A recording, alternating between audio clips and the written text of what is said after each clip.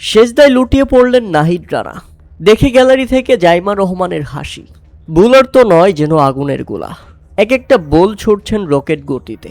তাতে মিরপুরের স্পিন স্বর্গে চাঁপাইনবাবগঞ্জ এক্সপ্রেস নাহিদ রানার 5 উইকেট।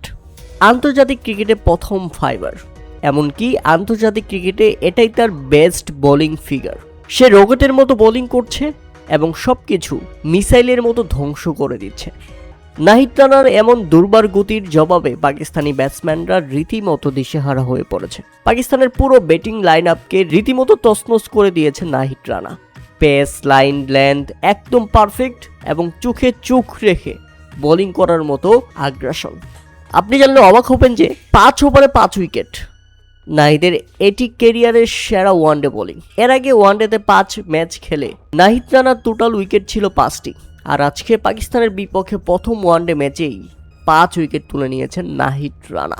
ওয়ানডেতে পাকিস্তানের বিপক্ষে বাংলাদেশের দ্বিতীয় বোলার হিসেবে পাকিস্তানের বিপক্ষে 5 উইকেট নেওয়ার কীর্তি করলেন নাহিদ রানা। 2019 সালে বিশ্বকাপে পাকিস্তানের বিপক্ষে সেবার 5 উইকেট নিয়ে রেকর্ড গড়েছিলেন মুস্তাফিজুর রহমান। তাতে শুরুতেই কোমর ভেঙে পড়ে পাকিস্তানের।